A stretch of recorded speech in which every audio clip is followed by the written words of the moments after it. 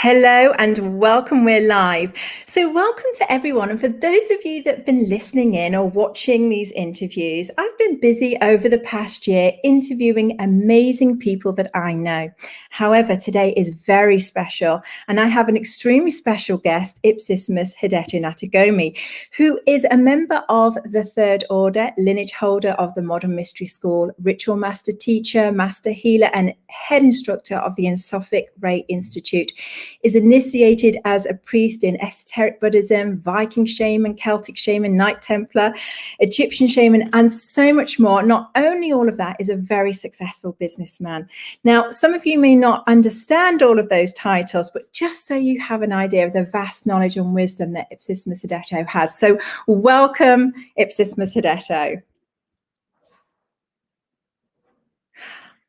And I think we just have lost the sound on that. So maybe the earphones are plugged in. Maybe we unplug the.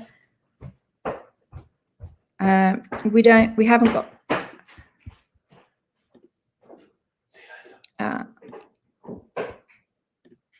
I think the mic is on mute your end. Maybe I can't unmute at this end. Okay. Yes, perfect. Perfect. Yeah. Well, thank you for having me here. It's an honor to be with you this morning. It's 6:30 in the evening here in Tokyo. I know, and thank you very much for sparing us some time, because I'm so excited today to have you on the show. And I know we haven't got much time, so if we can delve in and ask questions right away, that would be amazing. Is that okay? Thank you. So, can you tell us about how you started working with energy? Did it start as a child, or was it something that your family taught, or is it something that you found? Can you share a bit about of your story and your background? Okay. My father's side has been royal lineage. And they are heavily into Shinto practice. And later, one of the princes brought Buddhism into Japan. So our family have helped develop Buddhism from India through Korea and China coming through. And on the other side of family is very, very strict Christians. They are Protestant. So I was put through the Sunday school. So I heavily learned as a child Bible, and then I was joining choir. So prayer and Bible study is a part of my life. So actually, I've seen many entities, and I recognize there is an unseen force all around us. So that is a part of the energy thing. And the other part that I start to recognize enormous energy is when I become personal student of one of the great master in the world. His name is Masu Oyama. He is a very, very well-known master. I become personal student. And then I was child, but I was trained as an adult. So I was breaking bricks so that, 9 years old boy will not break the brick. So I know how to harness chi energy so that I was started my energy through the spiritual practice and martial art practice. That's how it started. That sounds absolutely amazing. And this training that you undertook, what other training did you undertake before you came to the mystery school? So I know you have a background, you're an esoteric Buddhist practice and such like. Could you tell us a little bit about that? Okay. Background when I moved to United States, which is 1979. Seems like yesterday, that's quite a long time ago. By then, when I was born 1962, Japan is about to recover from the war. So everything has destroyed. Tokyo was burned to ground. And our parents or grandparents' age, whoever survived the war, start rebuilding New Japan. So the model of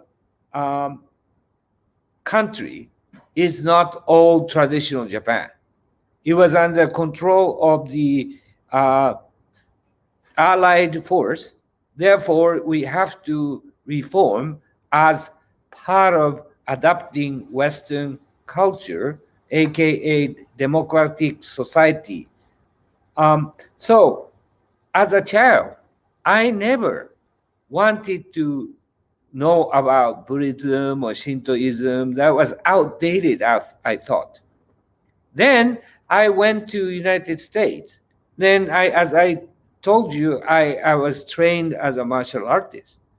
Therefore, I was asked to become bodyguard for one of the High Lama. Tibetan Buddhism has a 4 sect, and then there is a 4. I will not name it today, but there's a 4 sect of Buddhism, and there is one of the highest Lama came to Santa Fe. And then I was asked to do bodyguard to this man. And I observed, like I said, I'm already understand energy. I didn't classify it as aura then, but I recognize vast energy like a very, very trained martial artist. His name is Gyalwa Kamapa. People who knows about Tibetan Buddhism, he will know who is Kamapa is. And then he asked me, what do you do? And he said, I am a karate instructor. I was already teaching then. And then he said, no, you are not. And then what is this man talking about? And then I will give you refuge, which is initiation into Tibetan lineage. And then you will recite this mantra, you will have success. And then I was observing this phenomena. Like, as a nation, Japan is trying to catch up with West, economically and everything. And then here we take everything as a westernized and try to modernize. And then this outdated Tibetan monk come, and these American people are putting their head to the ground and paying respect. And then I was shocked what's going on. So there must be something that I don't know. So I started. Long story short, after that, I will find a teacher in Japan, esoteric Buddhism teacher. So I studied the esoteric Buddhism very heavily after that. My goodness. And so I know, you've talked a little bit in the past about this, but I haven't heard the whole story. But I heard that you worked with the Dalai Lama. Yes. And so could you tell us about any of that training or those stories, or if you're able to share? Yes, of course. I had the honor to serve him twice. First time, it was 1980. He performed Kalachakra initiations, which is teaching of Shambhala, which we modern mystery school have a very, very heavy stress on having Shambhala, which is the peace on earth. Our mission is peace. So His Holiness the Dalai Lama is the first time in the West do this teaching. So I was invited because of Karmapa. Karmapa sent good message about Office of Tibet. Then he wants some trustworthy people protecting him. So I have again not, I have no idea. So I thought, like my image of Buddhism, I mean, frankly, they have weird chanting and then charging people money. And then they look simple, but they are, after money. That is my image. And then in Japan, it's then only old people will do something like that. It's uncool. Rock and roll is cooler than Buddhism. But anyway, I had to be there at 4 in the morning. And this program is like 10 days in a row. Dalai Lama goes there with his monks or team, 4 o'clock in the morning, start doing chanting. And then, like I said, I'm trained with energy. Energy is changing every day. Number one, I can sense the Deva's energy, meaning the natural gods of the land, which was Madison, Wisconsin Deer Park. So everything is prepared day by day in hours.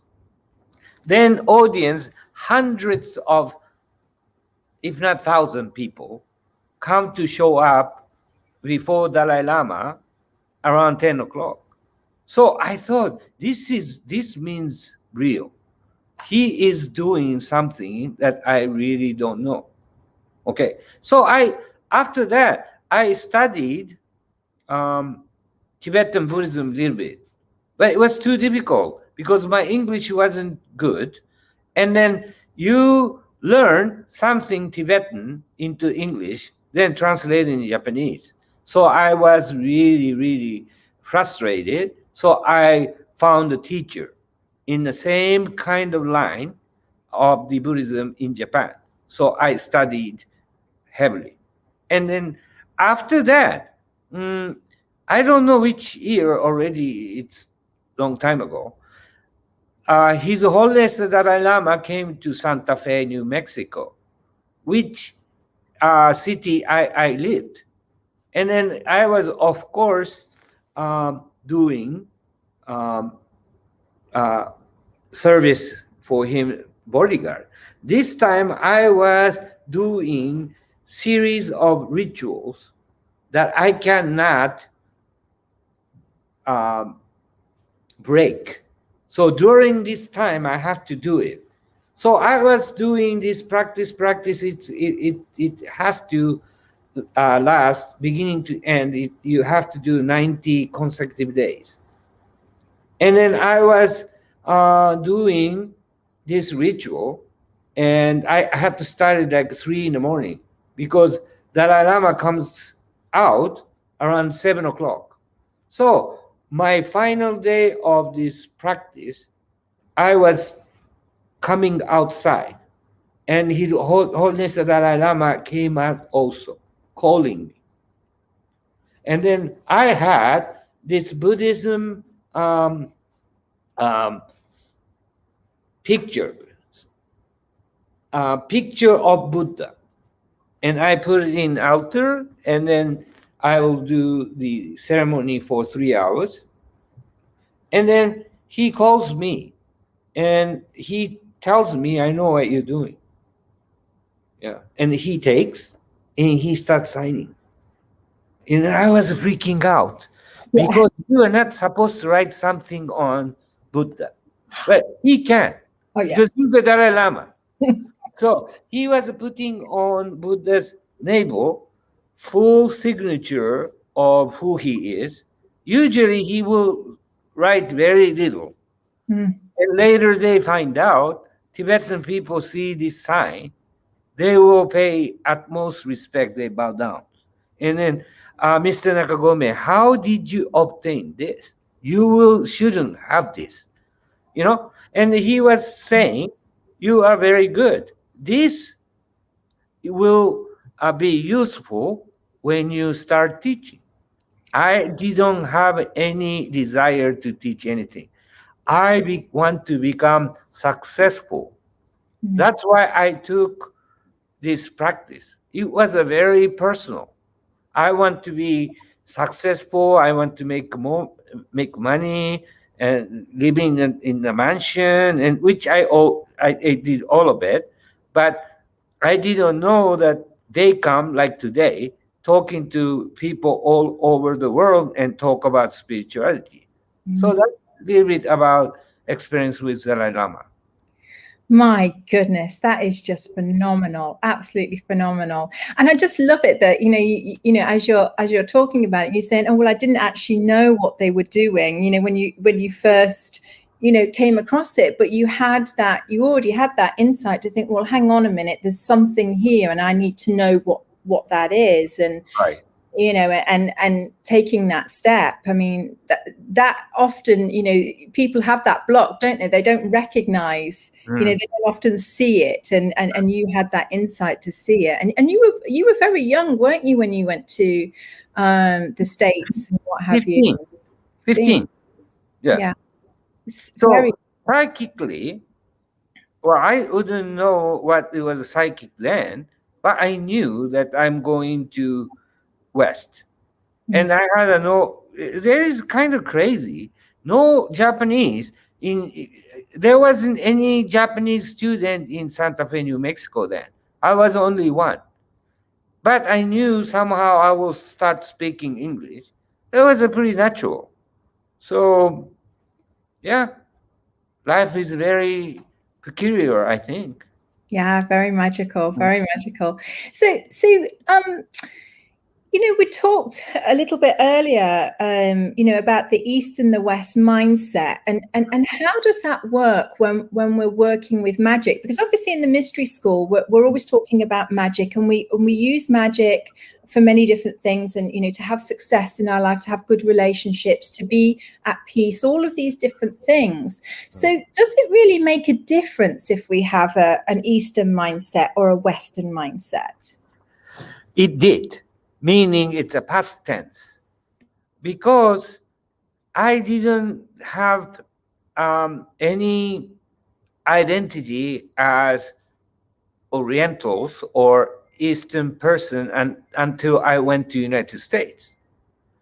So they are asking me things that I don't care, like what is Shinto, what is Buddhism, why do you do like this, what is Mount Fuji? What is geisha? What is samurai? And these stereotype questions I really despised, actually. So, but, I was wondering, what am I? Oh, I am Japanese. I knew concept of I am in Japanese, or I am like Eastern thing is learned experience. I looked up my heritage and see what is superior to the West, because I had to do that. I was boy. I wasn't grown up. So I need to be something like I am a good high school football star. Instead, I was like a karate instructor. I am from Japan. You have a karate instructor like white people, black people, but I am the Japanese, I am real thing. So I needed to hang on to that. And everything is about to become who I am. So I learned it later. So I come to the mystery school and meeting Founder Goodney. I really ate humble pie, which is not I am Oriental or Westerner. What I do, what I know, and what I am doing to society is more important than West or East. And later, mystery school is introducing something from galaxy. We call it galactic activations. So that's totally misconcept as Western people or Eastern people, because in one of our foundational teaching called Empower Thyself class, as a human live on Earth, requirement is for breathing, consuming, illuminating, and then love. This is the unconditionally given to people of West or East. Once I learned this, I am galactic being, I am eternal being. With this standpoint, my magical power boosts up thousandfold. So it is not about learning about differences. We enjoy our garden. So if I'm enjoying garden in Tokyo, and you should enjoy garden in England, but it is a location that is different, and environment is a little bit different. But after all, we are all eternal beings. This is what I find out. So it did before. I checked how I can do is a Eastern approach of ritual or Western approach of ritual. But that is more like anthropology. It's more like sociology. It's a psychology. We talk about magical miracle in the mystery school. We go beyond that. That is my understanding of Western mindset and Eastern mindset. That is just so powerful. And I think just right now, with all that's going on in the world and people with their, wanting to identify with different things and then creating more separation. Right. What you've just said there is it just brings it all back down to that we're not separate. Right. Yeah. We are one. We're all galactic beings, and let's stop behaving, in that way.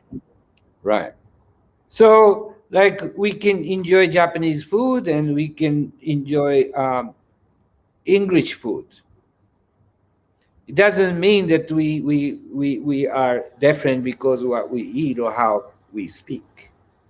It's all one, and this is the foundation of the magic, actually. Yeah. Like, I was really trying to be successful, and as a young man, I made a lot of money. I had a mansion and I had a separate property. I come back to Japan and then I created the preparatory school to help high school students go to prestige college with the top dollars. But these things also, I was trying to be getting identity. I want to be ahead of people.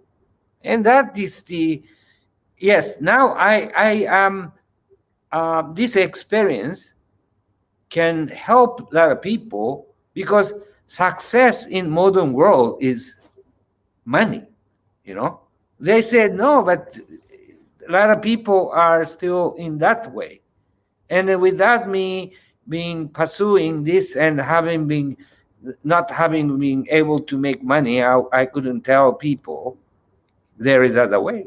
So, I'm happy about that. Right now, I am teaching every year, almost every day.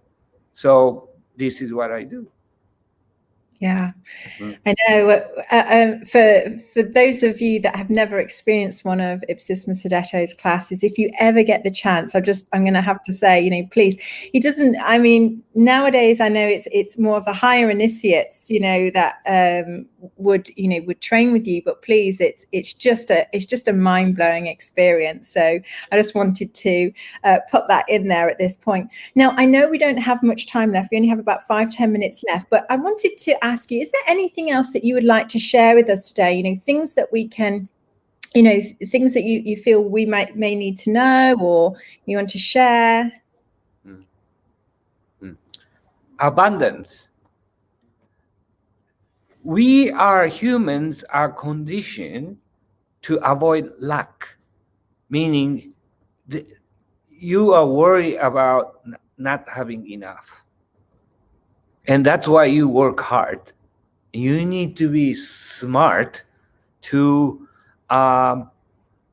leveraging funds, or you can invest in real estate property or something like that, because of in case things are going down. So money should make money. So that's how people start thinking. But it's all wrong thinking, because no matter how rich you are obtaining something that Earth is already provided.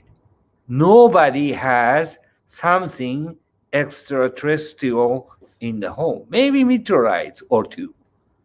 But the most expensive furniture, antique furniture, it is a product of Earth, wood, or anything. Paint. Nobody can paint anything or sculpture anything, or even the gold and jewels, and even all the energy sources like a petroleum, electricity, all that is already here on the Earth. So do not deceive by we don't have enough.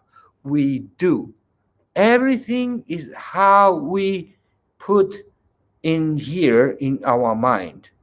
I urge my brothers and sisters in all over the world, there is enough for everybody.